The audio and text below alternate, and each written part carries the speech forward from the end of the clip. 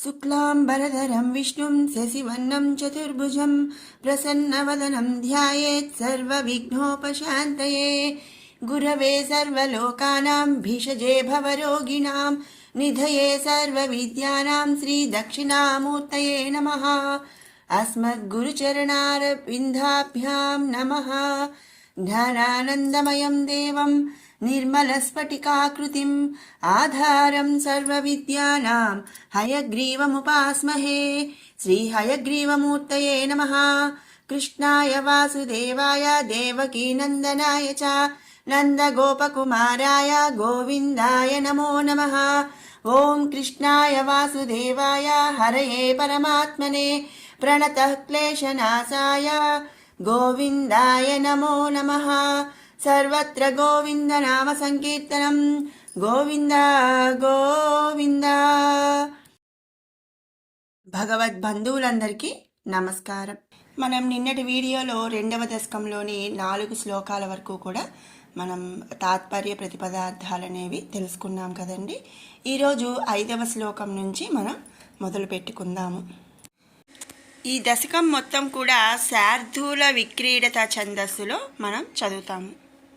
लक्ष्मीस्तावकरामणीयकहृतै वेयं परेष्वस्थिरेति अस्मिन्नन्यदपि प्रमाणमधुना वक्ष्यामि लक्ष्मीपते। ये त्वद्ध्यानगुणानुकीर्तनरसासक्ता हि भक्ता जनाः तेष्वेषा वसति स्थिरैव दयित प्रस्तावदत्तादरा।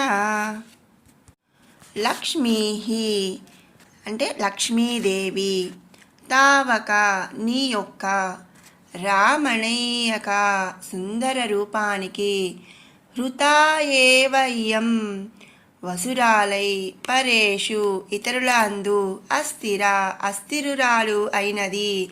అంటే ఏంటి? అస్థిరము అంటే ఏంటండి? స్థిరముగా ఉండకపోవటాన్ని అస్థిరము అంటారు।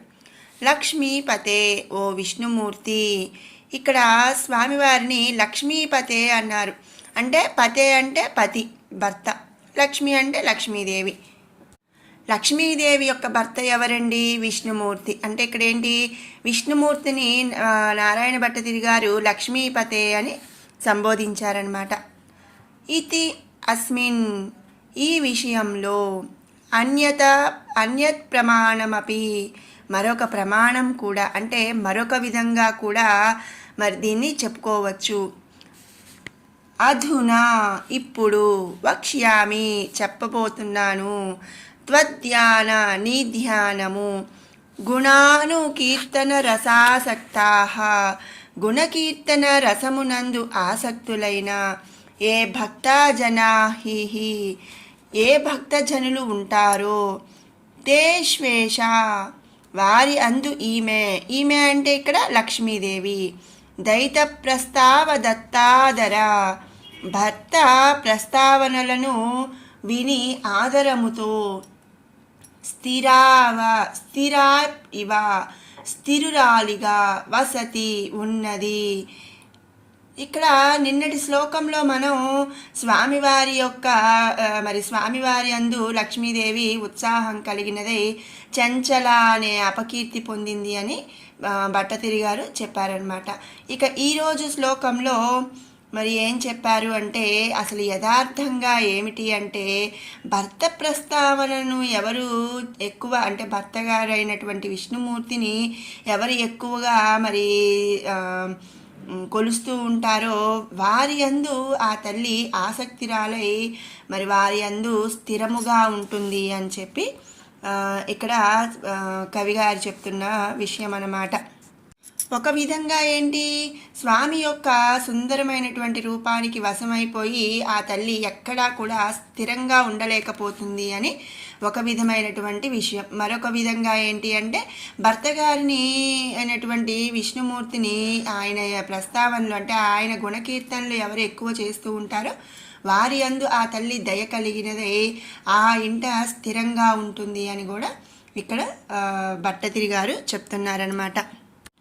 మరి ఇక్కడ మనం అర్థం చేసుకోవాల్సింది ఏంటి అండి, ఇప్పుడు ఏ విధంగా అయితే గజేంద్ర మోక్షంలో గజేంద్రుడు హరి అన్నంతనే మరి సిరి కూడా, హరితో పాటు సిరి కూడా ఏ విధంగా అయితే వచ్చేసిందో అదే విధంగా మరి ఏ ఇంట ఎవరైతే మరి స్వామివారి యొక్క ఆ పరమాత్మ యొక్క గుణములను కీర్తించుతూ పరవశించిపోతూ ఉంటారో వారి దగ్గర లక్ష్మీదేవి స్థిరంగా ఉంటుందన్నమాట. తండ్రిని అంటే తల్లి లక్ష్మీదేవి, తండ్రి శ్రీమన్నారాయణుడు అనమాట. నీ భక్తులు కాని వారి ఎడ ఆ దేవి నిలిచి ఉండదు అంటకు ఇది మరి ఒక తార్కాణము అని కూడా చెప్తున్నారు. అంటే ఏంటి, స్వామివారి అందు పరమాత్మ అందు మరి సుముఖంగా లేని వారి ఇంట ఆ తల్లి స్థిరంగా ఉండదని ఇక్కడ మనం తెలుసుకోవాల్సిన విషయం అన్నమాట. ఇది 5వ శ్లోకం యొక్క తాత్పర్య ప్రతిపదార్థాలు. 6వ శ్లోకం. ఏవం భూతమనోఘ్నతా నవసుధా నిశ్యంద సందోహనం త్వద్రూపం పరచిద్రసాయనైమయం చేతోహరం శృణ్వతాం సద్యః ప్రేరయతే మతిం మదయతే రోమాంచయత్యంగకం వ్యాసించత్యపి శీతబాష్పవిసరైః ఆనందమూచోద్భవైః. ఏవం భూత ఈ విధమైన, మనోజ్ఞత, మనోజ్ఞత అంటే బ్యూటిఫుల్ అండి, అందమైనటువంటి అని అర్థం అనమాట. నవసుధా నిశ్యంద సందోహనం, నవ అంటే కొత్త, సుధా నిశ్యంద సందోహనం అంటే కొత్తదైనటువంటి అమృతం స్రవించినటువంటిది అని అర్థం. త్వత్రూపం నీ రూపము, పరచిత్ రసాయనమయం పరబ్రహ్మ రసాయనమైన, శృణ్వతాం నీ చేష్టలను. చేష్టలు అంటే ఏంటండి, స్వామివారి యొక్క లీలలు కథలను వినువారి. శృణ్వతాం అంటే నీ చేష్టలు, అంటే చేష్టలు అంటే ఇక్కడ మనం ఇంకో విధంగా స్వామివారి కథలను శృణ్వతం అంటే వినడం అన్నమాట, వినువారి.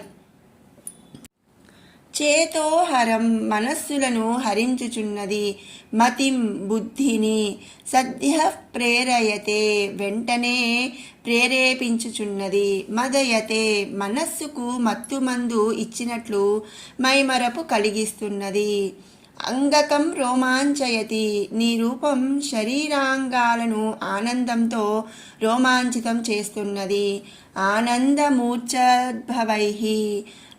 ఆనందం వలన కలిగినటువంటి మైమరపు, శీత బాష్ప విశదైః అపి శీతల బిందువులు కలిగిన కన్నీళ్లతో, వ్యాపించతి నీ భక్తుల శరీరాలను నీ అందమైన రూపం తడుపుతున్నది.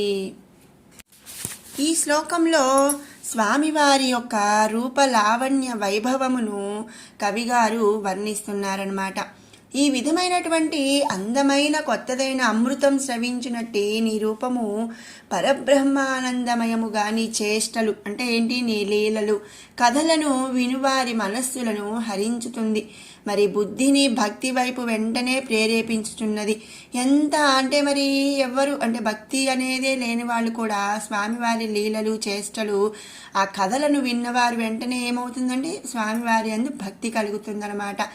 మనస్సుకు మత్తుమందు ఇచ్చినట్లు మైమరుపు కలిగిస్తున్నది, నీ రూపం శరీరాంగాలను ఆనందంతో రోమాంచితం చేస్తున్నది, ఆనందం వల్ల కలిగిన మైమరుపుతో శీతల బిందువులు కలిగిన కన్నీళ్లతో నీ భక్తుల శరీరాలను నీ ఆనందమైన రూపం తడుపుతున్నది అని చెప్పి ఇక్కడ చెప్తున్నారనమాట.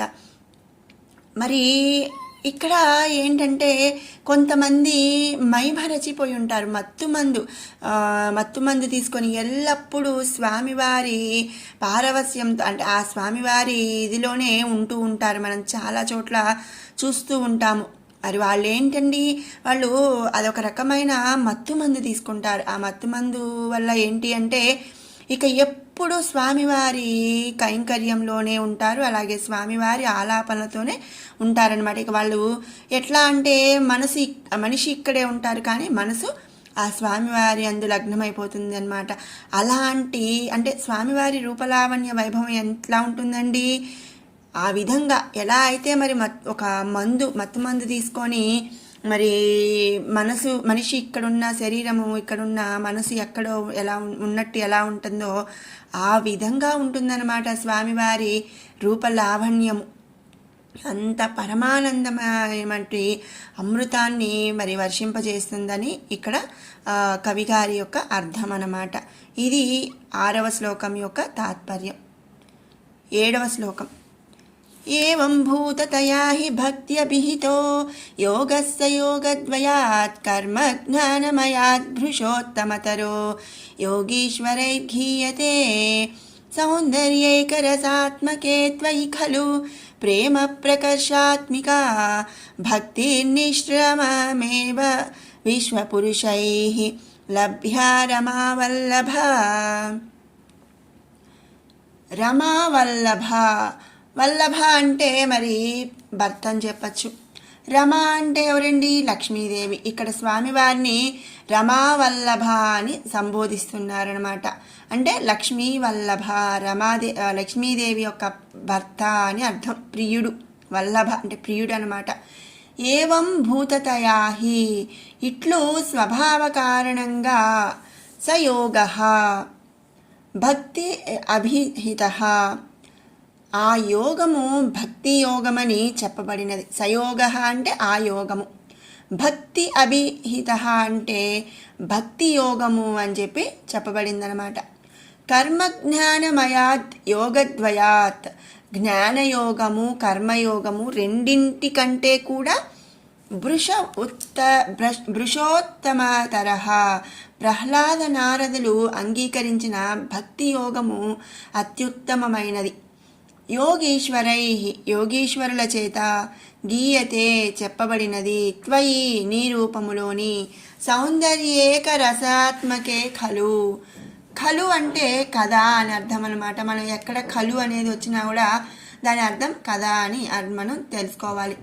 ఇక్కడ సౌందర్యేక రసాత్మకే ఖలు అంటే సౌందర్య రసాత్మకుడు కనుక ప్రేమ ప్రకర్షాత్మిక భక్తి, ప్రేమాతిశయమైన ఆ భక్తి నిశ్రమమేవ శ్రమ పడకుండా సులభముగా విశ్వపురుషై అందరికీ లభిస్తున్నది.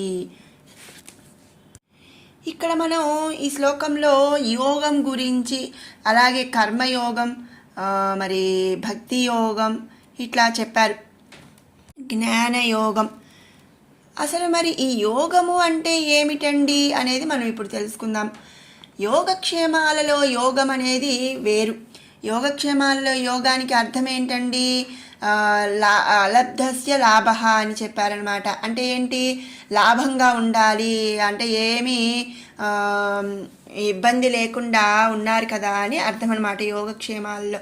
మరి యోగం అంటే మధ్యలో కొత్తగా వచ్చి చేరినది ఏదో అదే యోగం అని చెప్తారు.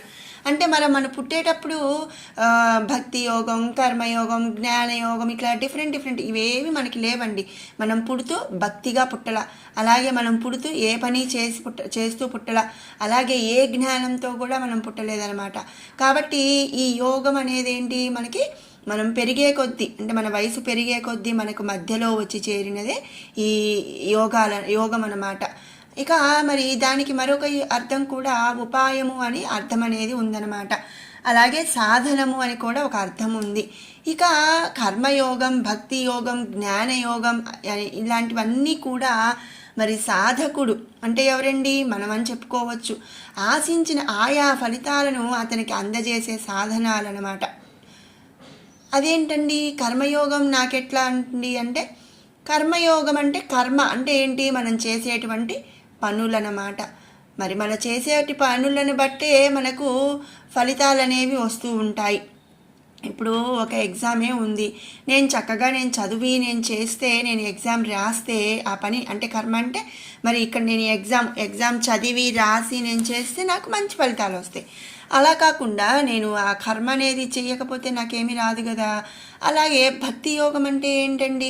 నేను భక్తిగా మరి స్వామివారి యందు మరి నమ్మకంగా నేను స్వామివారిని సేవించడం అనేది భక్తి యోగంగా చెప్పుకోవచ్చు. అలాగే జ్ఞానయోగం అంటే జ్ఞానం కలగటం. జ్ఞానం అంటే ఆత్మే పరమాత్మ అని మనం తెలుసుకోవటం కూడా జ్ఞానం కలగటం అనేది మనం చెప్పుకోవచ్చు అనమాట. ఇవన్నీ కూడా ఏంటండి, ఆయా ఫలితాలను మరి మనకు సాధకులకు అందజేసేటువంటి ఒక సాధనాలన్నమాట. పతంజలి యోగ శబ్దానికి మరొక అర్థం కూడా ఉంది.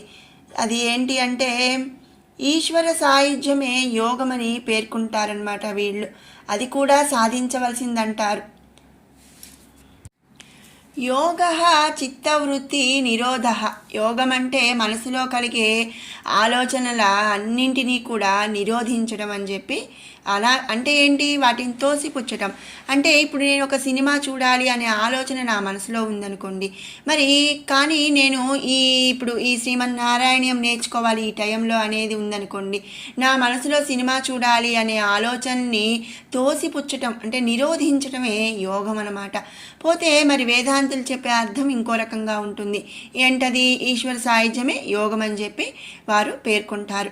అది కూడా మనం సాధించాలన్నమాట. ఇక్కడ 2 రకాలు ఉంటారు, ద్వైతులు అద్వైతులు. ద్వైతులు అంటే మధ్వాచార్య పరంపరులు అన్నమాట. వీరు స్థిరమైన దాన్నే గుర్తించమంటారు. ఇక అద్వైతులు అది కూడా మరి జ్ఞానంతో సంపాదించుకోవాలి అని చెప్పి చెప్తారు ద్వైతులు. ఇక అద్వైతులు అంటే ఆదిశంకరాచార్యుల పరంపర అన్నమాట. వీళ్ళు జ్ఞానంతో సిద్ధంగా మన శరీరం అనేది జ్ఞానంతో సిద్ధంగా ఉంది, దానిని మనం గుర్తించాలి అంటారు. అదే యోగము అని చెప్పి చెప్తారనమాట ఈ అద్వైతుల వాళ్ళు. జ్ఞానయోగ వ్యవస్థిత అని మన భగవద్గీతలో ఒక వాక్యం ఉంటుంది. అక్కడ యోగం అంటే ఏంటండి, అపరోక్షానుభవం అని అర్థం చెప్పారు భగవత్పాదులు. జ్ఞానం పరోక్షమైతే యోగం అపరోక్షం. అంటే శాస్త్రజన్యమైన జ్ఞానాన్ని స్వానుభవంతో అంటే మన స్వయంగా మనం తెచ్చుకోవటమే యోగం అనే మాటకు అర్థం అన్నమాట. అది చాలా విశిష్టమైన అర్థంగా కనిపిస్తుంది ఇక్కడ. ఇది యోగము అంటే కొంచెం క్లుప్తంగా. అలాగే మరి భక్తి యోగం అన్నాము. మరి అసలు భక్తి అంటే ఏంటండి? సరే, జ్ఞానం అంటే మరి మనం తెలుసుకోవాలి, యోగం కర్మయోగంతో మన పనులతో వస్తుంది. జ్ఞానాన్ని స్వానుభవానికి తెచ్చుకోవాలని చెప్పి మనం పైన ఏదో కొంచెం చెప్పుకున్నాము. మరి భక్తి అంటే ఏంటండి? భక్తి అంటే భగవంతుణ్ణి భజించటము అని అర్థం. భజించడము అంటే అంటి పట్టుకొని ఉండడం. ఇక నువ్వే శరణు నాకు, నువ్వే ఇంకా నువ్వు నాకు మంచి చేసినా చెడు చేసినా లేదు, అసలు నాకు ఏది కావాలో అది నువ్వే, ఇంకా అసలు మొత్తం ఇక అంతా నాకు, ఇక నువ్వు తప్ప ఎవరూ లేరు అన్నట్టు భక్తిగా భగవంతుణ్ణి అంటిపెట్టుకోవటమే భక్తి అనమాట. అది మరి ఎవరిని ఏ దేవుణ్ణి అంటిపెట్టుకోవాలి అండి అంటే ఎవరి ఇష్టమైన దేవుణ్ణి వాళ్ళని. మరి ఈ దేవుడు ఆ దేవుడని కాదండి. ఇక్కడ మరి పరమాత్మ అని చెప్తున్నాము, మరి విష్ణుమూర్తి గురించి చెప్తున్నాము అని అంటే మరి ఇంకా శివుడు, ఆంజనేయ స్వామి ఇట్లా ఎవరు లేరా అండి అని అంటే మనకి ఏ భగవంతుడు ఇష్టమైతే ఆ భగవంతుణ్ణి మనం భజించాలన్నమాట. ఆ భగవంతుణ్ణి అంటిపెట్టుకొని ఉండాలి. విభజించడానికి ఇది వ్యతిరేకం. విభజించడం అంటే ఏంటి? భజించడం అంటే మరి అంటిపెట్టుకొని ఉండడం, విభజించడం అంటే డివైడ్ చేసేయటం అన్నమాట. కాబట్టి ఇది డివైడ్ చేయడానికి వ్యతిరేకం అన్నమాట. భగవంతుని నుండి దూరమైపోవటం విభజన, దగ్గర పడటం భజన. ఈ భజన చేసేవాడు భక్తుడు. అతడు సగుణ భక్తుడు కావచ్చు, నిర్గుణ భక్తుడు కావచ్చు. భక్తుల్లో కూడా 2 రకాలు, మరి సగుణ నిర్గుణ. అదేంటండి? సగుణ భక్తుడేంటి, నిర్గుణ భక్తుడేంటండి? అదేంటనేది మనం ఇప్పుడు తెలుసుకుందాం. సగుణ భక్తులు అంటే అన్యంగా, తమని అన్యంగా భావిస్తారన్నమాట. భగవంతుని తనకు అన్యంగా భావిస్తారు. అదే నిర్గుణ భక్తులైతే తన స్వరూపంగానే భావిస్తారనమాట. స్వరూపంగా భావించే భక్తిని ఇలా వర్ణించారు భగవత్పాదులు. మనం ఏది చూస్తామో వింటామో ముట్టుకుంటామో అదంతా కూడా సచ్చిద్రూపమైనటువంటి ఆత్మతత్వమే అని చెప్పి మరి ఏవం గ్రహావిష్ట అంటారనమాట. అంటే ఏంటంటే ఒక దెయ్యం పట్టిన వాళ్ళు మరి దెయ్యం ఆవేశించినప్పుడు మరి ఎట్లా ఉంటారండి, ఈ లోకంలో ఉండకుండా వాళ్ళు ఆడుతూనే ఉంటారు, మరి ఏదో లోకంలో ఉంటూ ఉంటారు కదా. ఆ విధంగా మరి ఒక దెయ్యంలాగా ఆవేశించిన వాడు భక్తుడంట. ఇదే అనన్య భక్తి. ఇక అసలు వాళ్ళకి ఇంకా వేరే లోకం అనేదే లేదనమాట. దెయ్యం పట్టిన వాళ్ళు ఏ విధంగా అయితే ఈ చుట్టుపక్కల కర్మలు ఇవన్నీ ఏమీ లేకుండా అసలు చుట్టూ ఎవరు ఉన్నారు, అసలు ఒంటి మీద గుడ్డ నిలుస్తుందా లేదా అనేది కూడా వాళ్ళకి ఇంకా అసలు అనవసరం అన్నట్టు వాళ్ళు ఏదో లోకంలో ఉంటూ ఉంటారు. ఒక్కొక్కసారి మనం అంట ఎందుకు దెయ్యం పట్టిన వాళ్ళలాగా బిహేవ్ చేస్తున్నావు అని కూడా. అంతటి మైమరపు స్థితే అనన్య భక్తి అనమాట. దాన్ని మరి మనం భక్తి అంటే ఇది అనమాట అర్థం. కాబట్టి ఇక్కడ కవిగారు ఏం చెప్పారండి, ఓ లక్ష్మీ వల్లభ, ఇట్లు స్వభావ కారణంగా ఆ మార్గము భక్తి యోగం అని తెలియబడుతుంది. జ్ఞానయోగం కర్మయోగం రెండింటికంటే కూడా ప్రహ్లాద నారదులు అంగీకరించినటువంటి భక్తి యోగము అత్యుత్తమైనదని యోగీశ్వరుల చేత చెప్పబడింది.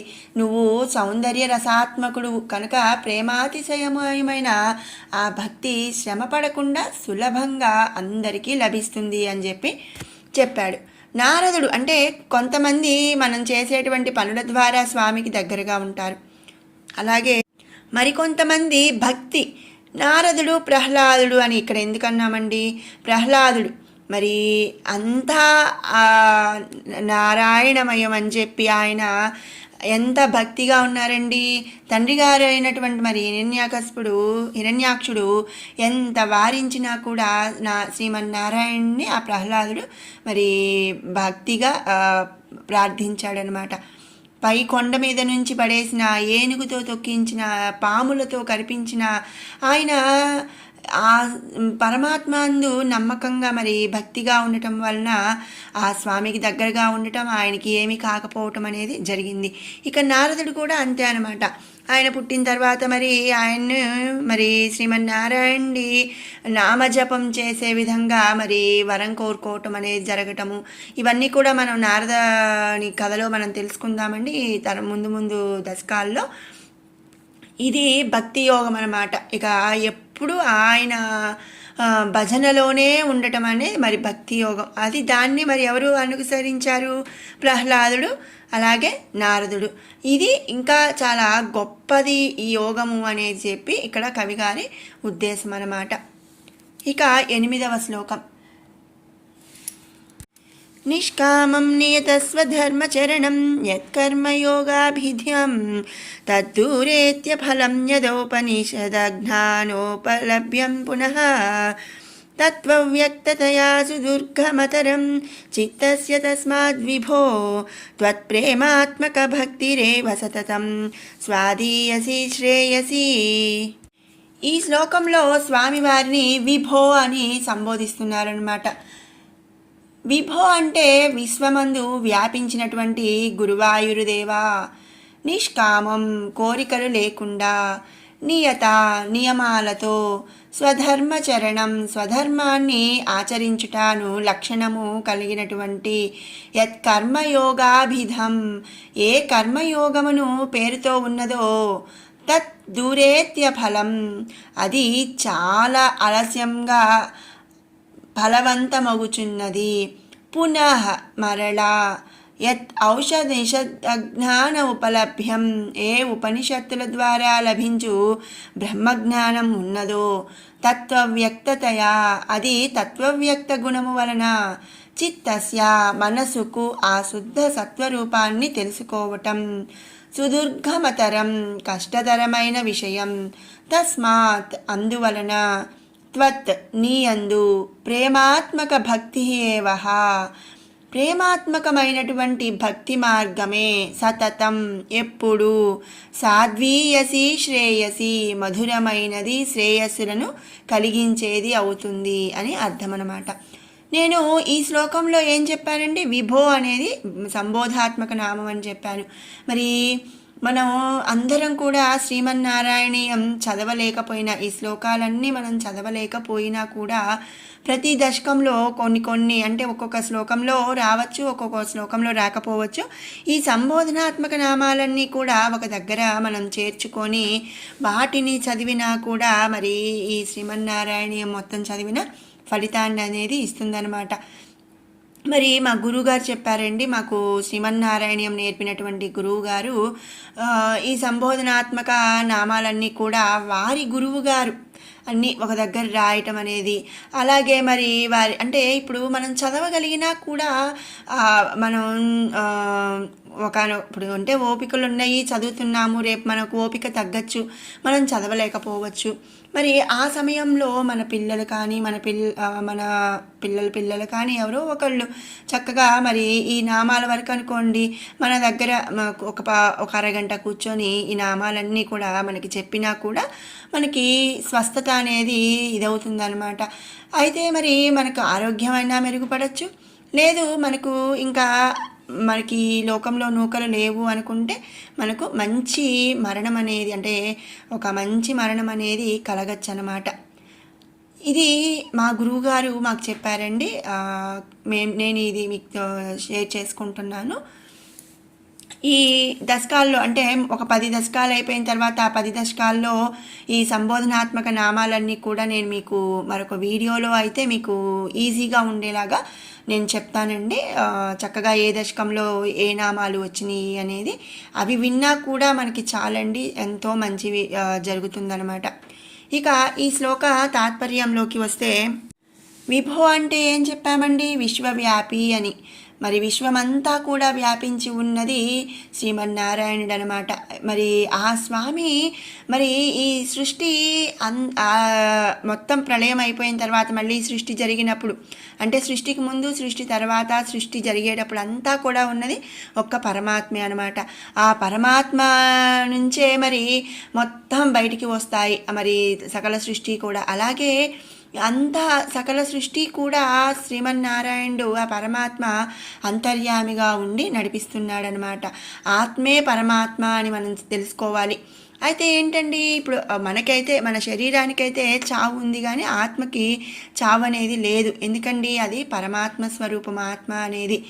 కాబట్టి ఈ సకల సృష్టి కూడా వ్యాపించి ఉన్నది ఎవరు, శ్రీమన్నారాయణుడు ఆ పరమాత్మ. కోరికలు లేకుండా నియమాలతో స్వధర్మాన్ని ఆచరించుట అనే లక్షణము కల ఏ కర్మయోగం ఉన్నదో అది చాలా ఆలస్యంగా ఫలవంతమవుతుందన్నమాట. అయితే ఫలిస్తుందండి. మరి మనం చూస్తూ ఉంటాం, ఒక డెస్టినేషన్ ఒక పాయింట్కి మనం వెళ్ళాలి, దానికి దగ్గర దారి ఏది ఉందా అని మనం వెతుక్కుంటూ ఉంటాం, చుట్టూ తిరిగి వెళ్ళం కదా.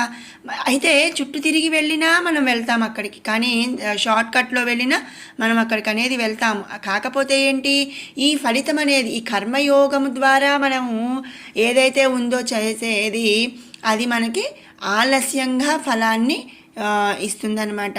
ఏ ఉపనిషత్తుల ద్వారా లభించే బ్రహ్మజ్ఞానం ఉన్నదో అది తత్వవక్త గుణము వలన మనసుకు ఆ శుద్ధ సత్వరూపాన్ని తెలుసుకోవటం కష్టతరమైన విషయం. అంతే కదా. ఇప్పుడు జ్ఞానయోగము కూడా మరి కష్టమనే కదండి భావన. అంటే ఏంటి జ్ఞానయోగం, అసలు మనకి ఇప్పుడు ఈ ఒక అరగంట నేను ఒక వీడియో షేర్ చేశానండి, శ్రీమన్నారాయణ వీడియో. ఇది వినేటప్పుడు నిజమే కదా, మనము ఇంకేదో మరి ఇన్స్టాగ్రాము, వాట్సాప్, ఫేస్బుక్ చూసే బదులు ఒక అరగంట ఇది విందాము డైలీ అనుకుంటాం, నేర్చుకుందాం అనుకుంటాం. ఇందులో విషయాలు అవును నిజమే కదా అనుకుంటాము. మరి మనం పుట్టిన వాళ్ళం అందరం చనిపోవాల్సిందే, మరి ఈ మధ్యలో నాది నాది అనుకుంటూ ఉంటాము అని ఇలాంటివి మనం ఎన్నో అనుకుంటాం.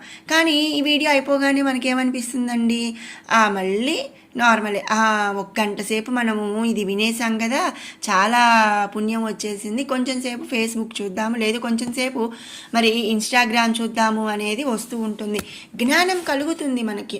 ఇది వినినంతసేపు నిజమే కదా, ఆ స్వామి మరి సృష్టి అంతా ఉన్నాడు కదా, మరి సృష్టి లయమైనప్పుడు అంతా మనం వెళ్ళిపోవాల్సిందే కదా అనే జ్ఞానం కలుగుతుంది. కానీ ఆ బ్రహ్మజ్ఞానం, ఆ జ్ఞానం అనేది మళ్ళీ మనము నార్మల్ నార్మల్ మన దైనందిక జీవితంలో మళ్ళీ అది మనం పక్కన పెట్టేస్తామన్నమాట. కాబట్టి అది చాలా జ్ఞానయోగం అనేది, మరి దాని ద్వారా మనం స్వామిని చేరటం అనేది చాలా కష్టమైనటువంటి విషయం అన్నమాట. అందువలన నీ అందు ప్రేమాత్మకమైన భక్తి మార్గమే ఎప్పుడూ అన్నిటికంటే కూడా మధురమైనది, శ్రేయస్సులను కలిగించేది అవుతుంది అని చెప్పి ఇక్కడ భట్టాత్రి గారు మరి చెప్తున్నారనమాట. ఈ కర్మయోగం, జ్ఞానయోగం కూడా ఫలిస్తాయండి, కానీ కర్మయోగం అనేది ఎప్పటికో కానీ ఫలించదు. ఇక జ్ఞానయోగం అయితే చాలా కష్టం అన్నమాట, ఎంతో ఎంతో కష్టం. మరి కోట్లల్లో ఎవరో ఒక్కళ్ళు ఇద్దరు ఇక అన్నీ వదిలేసి ఆత్మే పరమాత్మ అని తెలుసుకొని జ్ఞానం కలిగి ఇక మరి వాళ్ళు ఉంటారు, జ్ఞానయోగాన్ని సిద్ధించుకొని స్వామిని చేరేవాళ్ళు. అంతేకాని అందరూ మరి ఆ జ్ఞానయోగాన్ని సిద్ధింపచేసుకోవటం అనేది ఎంతో కష్టతరం. అన్నిటికన్నా ఈజీ వే ఏంటండి, షార్ట్ కట్ ఏంటండి, భక్తి మార్గం అన్నమాట. మనం స్వామి యందు భక్తిపూర్వకంగా ప్రేమాత్మకంగా ఉండి భక్తి కలిగి ఉండడమే మనకు మధురమైనది, శ్రేయస్సులను కలిగించేది అనేదే మరి ఇక్కడి విషయం అన్నమాట. ఎప్పుడు ఎల్లవేళలా మరి భక్తిగా ఉన్నాము అంటే ఎల్లవేళలా స్వామికి ఎంతో దగ్గరగా ఉండొచ్చు, అలాగే స్వామిని మనం ఈజీగా అందుకోవచ్చు అన్నమాట. మరి ఇది 8వ శ్లోకం యొక్క తాత్పర్యం. మరి మిగిలిన ఇంకో 2 శ్లోకాలు ఉన్నాయండి, అవి 2 రేపటి వీడియోలో మనం తెలుసుకుందాం. ఇప్పుడు మనం ఈ 2వ దశకం మొత్తం కూడా ఒక్కసారి పారాయణ చేద్దాము. సూర్యస్పర్ధి కిరీటమూర్ధ్వ తిలక ప్రోద్భాసి ఫాలాంతరం కారుణ్యాకుల నేత్రమాద్రహసితోల్లాసం సునాసాపుటం గండోద్యన్మకరాభకుండలయుగం కంఠోజ్వలత్కౌస్తుభం త్వద్రూపం వనమాల్యహారపటల శ్రీవత్సదీప్రం భజే. కేయూరాంగద కంకణోత్తమ మహారత్నాంగులీయాంకిత శ్రీమద్బాహు చతుష్క సంగత గదా శంఖారి పంకేరుహాం కాంచిత్ కాంచన కాంచిలాంఛితలసత్ పీతాంబరాలంబినీం ఆలంబే విమలాంబుజద్యుతిపదాం మూర్తిం తవార్తిచ్చిదం యత్రైలోక్యమహీయసోపి మహితం సమ్మోహనం మోహనాత్ కాంతం కాంతినిధానతోపి మధురం మాధుర్యధుర్యాదపి సౌందర్యోత్తరతోపి సుందరతరం త్వద్రూపమాశ్చర్యతోపి ఆశ్చర్యం భువనేన కస్య కుతుకం పుష్ణాతి విష్ణో విభో. తత్తాదృగ్మధురాత్మకం తవ వపుః సంప్రాప్య సంపన్మయీ సా దేవీ పరమౌత్సుకా చిరతరం నాస్తే స్వభక్తేష్యపి తేనాస్యాబత కష్టమచ్యుత విభో త్వద్రూపమానోఘ్నక ప్రేమస్థైర్యమయాద చాపలబలా చాపల్యవాతోదభూత్ లక్ష్మీస్తావకరామణీయకహృతైవేయం స్పరేష్వతి లక్ష్మీస్తావకరామణీయకహృతైవేయం పరేష్వస్తిరేతి అస్మిన్నజ్ఞదపి ప్రమాణమధునా వక్ష్యామి లక్ష్మీపతే. ఏ త్వద్ధ్యానగుణానుకీర్తనరసాసక్తా హి భక్తా జనాః తేష్వేషా వసతి స్థిరైవ దయిత ప్రస్తావదుత్తాదరా. ఏవం భూతమనోజ్ఞదానవసుధా నిష్యంద సందోహనం త్వద్రూపం పరచిద్రసాయనమయం చేతోహరం శృణ్వతాం సద్యః ప్రేరయతే మతిం మదయతే రోమాంచయత్యంగకం వ్యాసించత్యసి శీతబాష్పవిసరైః ఆనందమూచోద్భవైః. ఏవం భూతతయా హి భక్త్యభిహితో యోగస్య యోగద్వయాత్ కర్మజ్ఞానమయాత్ దృశోత్తమతరో యోగీశ్వరైర్గీయతే. సౌందర్యైకరసాత్మకే త్వయి ఖలు ప్రేమ ప్రకర్షాత్మికా భక్తిర్నిశ్రమేమేవ విశ్వపురుషైః లభ్యా రమావల్లభా. నిష్కామం నియతస్వధర్మచరణం యత్కర్మయోగాభిధం తద్ధూరేత్య ఫలం యదౌపనిషద్దగ్ధానోపలభ్యం పునః తత్వవ్యక్తతయా సుదుర్గమతరం చిత్తస్య తస్మాద్విభో త్వత్ప్రేమాత్మకభక్తిరేవ సతతం స్వాదీయసి శ్రేయసి. అత్యాయాసకరాణి కర్మపటలాన్యాచర్య నిర్మన్యలా బోధే భక్తిపథే తవాప్యుచితతాం ఆయాంతి కిం తావతా క్లిష్ట్వా తర్కపథే పరం తవ వపుర్బ్రహ్మాఖ్యమన్యే పునః చిత్తార్ద్రత్వమృతే విచింత్య బహుభిః సిద్ధ్యంతి జన్మాంతరైః.